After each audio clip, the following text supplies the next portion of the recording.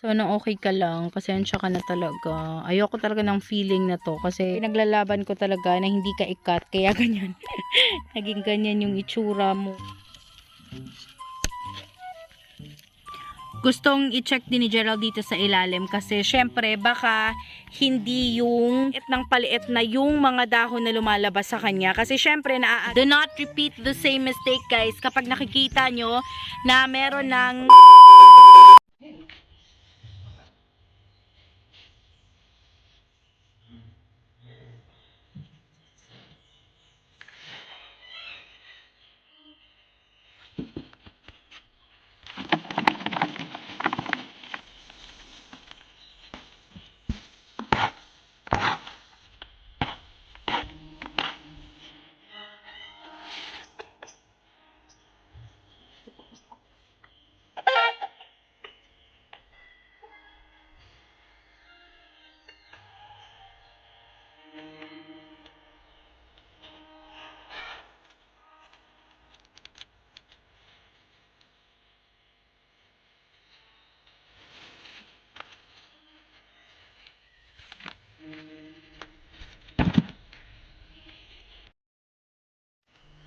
Hey guys, welcome back to another Planzilla video. For today's vlog, we have here our Philodendron Birkin. This is actually our oldest one, guys. We haven't propagated it yet, but I think we badly need to propagate this now. Kasi hinayaan lang talaga namin to para makita kung hanggang saan yung ilalaki niya. Unlike dun sa kasabay nito na kinailangan naming i-propagate para mapadami din naman namin. Ito hinayaan namin guys, but we have noticed na parang just like nung mga nagko-comment, paliit ng paliit yung dahon niya. And we have seen the problem. Nagkakaroon siya ng mga maliliit na shoots dito guys. Syempre kasi siguro matanda na siya. Kailangan na niyang magkaroon ng mga babies. Best thing to do now is to cut this one. So, itatop cut namin siya. Madami na din naman siyang aerial roots dito sa taas. And if you are interested, just keep watching. But before that, please don't forget to subscribe. Tap the notification bell so you'll be notified pag may bago kaming video. And if you are ready, let's begin.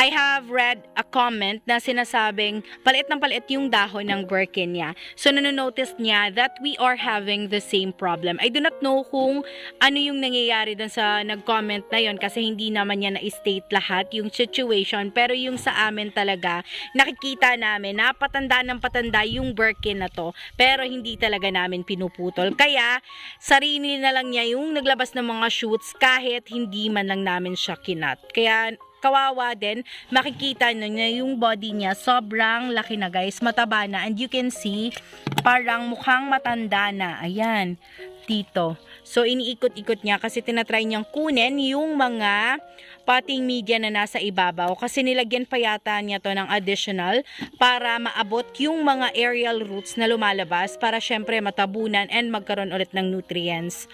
Pero ayan, makikita na talaga yung sign dito pa lang sa body na matanda na siya guys. Kaya medyo paliit na yung mga dahon na lumalabas sa kanya kasi syempre naaagawan na ng nutrients. Meron na mga maliliit na shoots guys, hindi lang iisa kasi madami yung mga maliliit na shoots na lumalabas kaya naaapektuhan na din yung mga bagong dahon na lumalabas sa kanya. Yung mga old leaves niya guys, malalaki po talaga. And if you have watched an uploaded photo, kapag naka-follow ka sa Facebook ni Gerald or sa Planzilla Bohol or kung saan man niya na-post yon, malaki po talaga yung Birkin na to guys. As in, yung dahon niya papasa ng mga kasinlaki ng dahon ng Red Congo, pero ngayon naapektuhan na siya kasi nitest lang namin hanggang saan yung ilalaki niya. And because nakita na namin, ayan, lumabas na yung tunay na kulay, bumabalik talaga. Kailangan na niyang makuha na ng mga baby. So, kailangan naming ilipat para maging okay to. So, isa to sa pinakamalaking Birkin na meron kami. Meron na kasi kaming dalawang propagation, isang mother plant. Ito na lang yung natira sa amin na hindi talaga namin ginagambala. Kasi Guys, yung mga cultured na Birkins, lalo na kapag bagong dating, super sensitive nila. Pero dahil super acclimated na tong mga to, talagang na-okay na. Kahit yung kasabay na Birkin nito guys, kahit ilang beses na naming napapropagate, nagiging okay agad.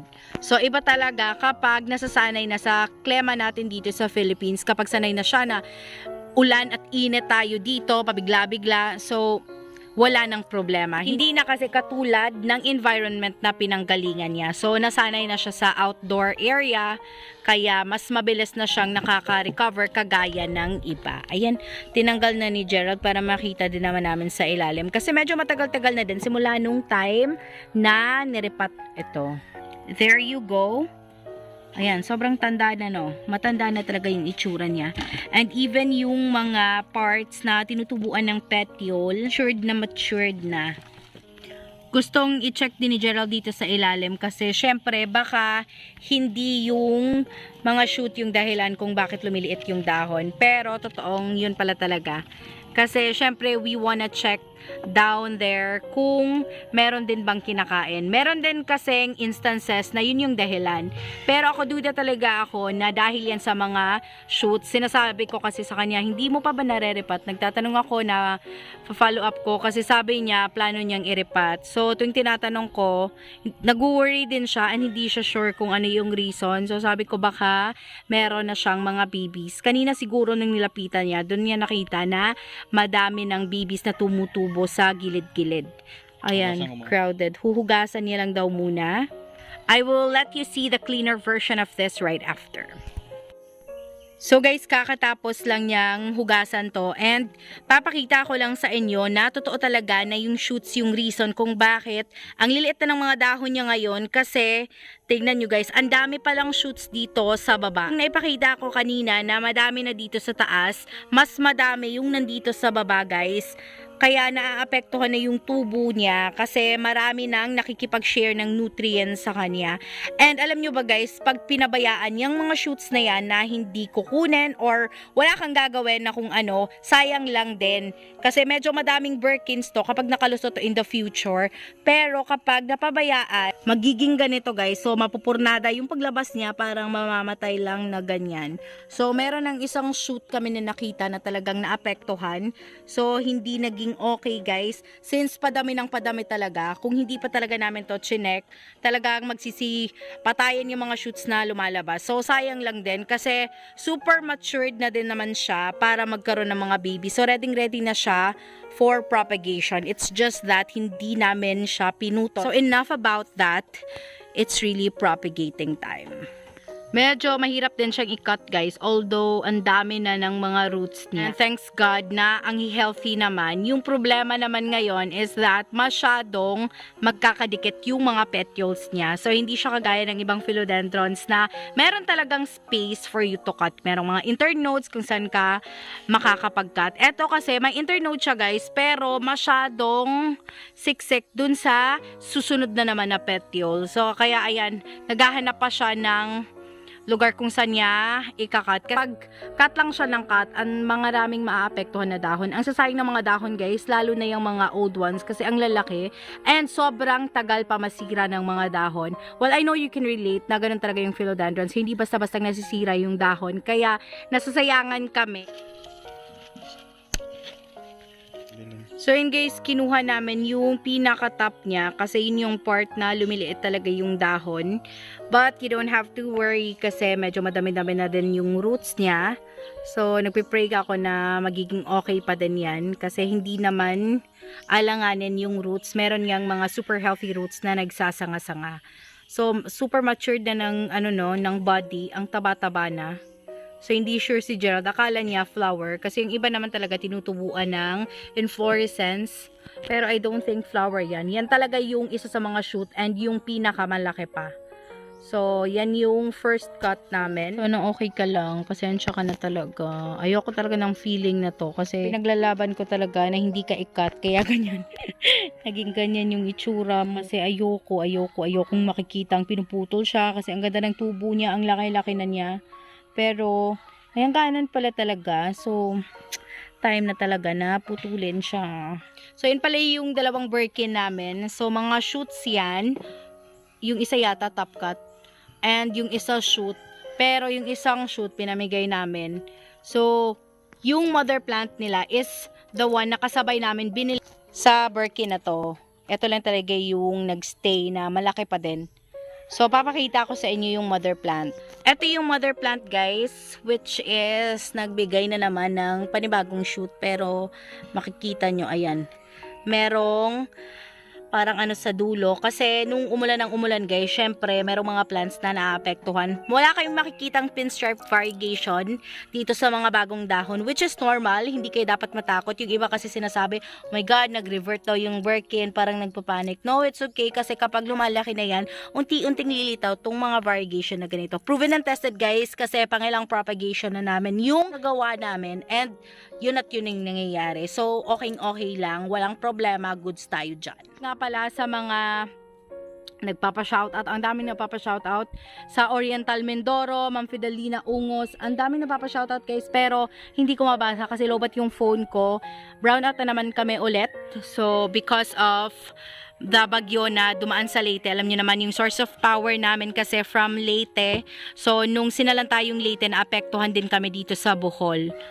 Pero hindi ako magko-complain kasi buti nga lang, brownout lang yung nangyari sa amin. Kumpara dun sa mga lugar na talagang nagka-landslide, ang dami-daming nahihirapan because of that certain bagyo na pumasok dito sa Philippines. Pinakaunang bagyo ngayong 2022. So, sana makarecover po tayo sa lahat po ng mga nasalanta. Bangon po tayo ulit. Problema sa amin yung brownout, pero mas malaki yung problema nila. So, wala kami sa posisyon para mag-complain. Kaya, di bali na, guys. So, sa susunod na lang, kapag okay na yung phone ko, hahanapan ko talaga ng paraan para ma-record ko yung mga nagpapa-shoutout at ma-shoutout ko kayo. So, ayan na, guys, yung first cut. Tingnan nyo yung itsura nito. Nalagyan na nga pala yan ng Dythane. Yung Dythane, guys, available sa Shopee. So, sa mga hindi pa nakakabili ng Dythane, pwede kayong mag-click sa link down below. Pwede din kayo makabili ng pruning shears, ng ready-made na aeroid potting mix, and also the net that we are using here na buy one take one. Lalagay ko na lang yung link down below para sabay-sabay tayong magkaroon ng green net. So, ayun, guys, almost done na yan, oh. Marami. Ang saan naman yun? Yun, dito sa sapo nandun eh. Ay, ito maguna sa ilawom. So, ayan, guys. Wala kami magagawa dito kasi sobrang dami nang nasa ilalim. Kailangan naming putol-putulin. So, I think I'm saying goodbye to this big one kasi dadami na siya, and I don't think the same size of leaves will come out. Kasi nga, syempre, pag bagong labas, maliliit pa. Saka lang naman lalabas yung mga malalaki kapag super okay na siya. So, ayun. Kapag hinayaan din namin, ganun pa din yung tubo kasi andun pa din yung mga shoots sa ilalim. Alangan naman pagtatanggalin namin para maging okay siya, tas hindi pa din ipopropagate. So, since nasimulan na din naman namin ipropagate, sige na lang, go na lang. I don't know na kung ilang cut yung magagawa dito. Ayan, makikita nyo, yung kinakat niya is yung merong shoot. Malaki lang, kahit ang sakit-sakit sa loob tingnan. So, ang sakit talaga sa loob tingnan kasi ang laki ng Birkin na to. May duha. Oh, merong dalawang shoots na papalabas. Ang sakit sa heart. Oh my God.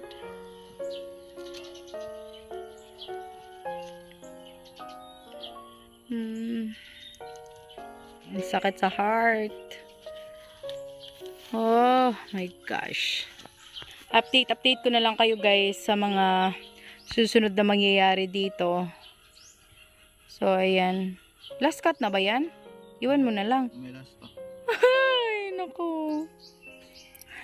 Hindi pa matapos-tapos. Ang sakit. Kasi dun sa area na yon na pinaglalagyan sa kanya, parang ang empty na kasi isa siya sa may pinakamalaking pot na andon. So, talagang agaw pansin din. Especially kasi hindi naman basta lang green yung kulay ng dahon niya. Syempre, meron siyang pinstripe na variegation. So, isa siya sa mga magagandang makikita mo dito sa area na to. Pero ngayon, parang ang empty na. Sige din na, naputlan eh. Sure? Sure. My God. Ito naman. So, ayan, it's Dythane time. Syempre guys, naniniwala kami sa diethane kasi yung mga days na ulan ng ulan dito guys, ayan yung mga cut ng mga naka-diethane, andyan pa din yung diethane. Hindi mo makikitang na-erase sa pinaglalagyan. Parang inabsorb niya. Kaya naman sobrang tuyo siya. And hindi talaga naapektuhan sa ulan. So, yan na lang yung matitira sa Birkin na pinakamamahal ko. Pwedeng iharap mo dito. Kunyo na lang. And meron pang cut dyan. Parang, tawagan na. Parang may nawala talaga sa kanya. Hindi na siya yung pinakamalaki. Sana, yung mga cuts na nakuha namin, lahat mag-survive. Praying for that. Parang bigla akong inano dito ah. Ay, sakit sa heart. Nakikita ko na ganyan siya. So, di bali na kung para naman sa ikabubuti ng ibang mga shoot na lalabas. Sige na lang tatanggapin ko. So, ayun guys, itatanim lang niya yan. And, of course, the other 2 cuts, ipapakita ko sa inyo right after. So, ayun guys, since lesson learned na kami dun sa pinakamalaking Birkin namin, we will be propagating this one as well. Hindi man ngayon. Pero kailangan na yung i-propagate guys kasi naapektuhan na din yung tubo ng dahon na dito sa taas. Meron yatang papalabas na isang shoot dyan sa baba. So, ayan. Do not repeat the same mistake guys. Kapag nakikita nyo na tulad nung sa Birkin namin, instead na palaki ng palaki yung dahon, parang lumiliit yung papalabas na dahon guys. Especially the new ones which are expected to be big. So, propagate nyo na din kasi most of the time, ganun lang din yung sitwasyon. So, ayan guys, ito yung pangalawang cut. Ito yung sumunod dun sa top cut na naitanim kanina. Tapos, ito naman yung panghuli, pinaka-bottom to and yan naman yung before the bottom talaga. So, ito yata yung pinaka naapektuhan ako na propagation. Hindi naman ako yung pinutol pero parang ang sakit-sakit. So, ayan, meron kaming 4. So, naputol namin yung malaking Birkin into 4 today. And I think that is pretty much it for today's video. So, hindi puno po yung mga potting media na yan guys. Kasi, di namin in-expect na magiging 4 yung cut namin today. So, kinulang kami ng potting media and hapon na po. So, baka bukas na siya mag-a-add ng panibagong mix dito sa mga to. So, lalagay lang yan dyan sa top. Enough para makover yung dito kasi konti lang yung potting media na nakalagay. So, thank you so much for making it till the end of this video. It has been Maria, the voice of Planzilla Bohol. Kapag hindi ka pa nakapag-subscribe, please click the subscribe button, tap the bell icon beside it so you'll be notified pag may bago kaming video. Thank you so much for watching. Bye!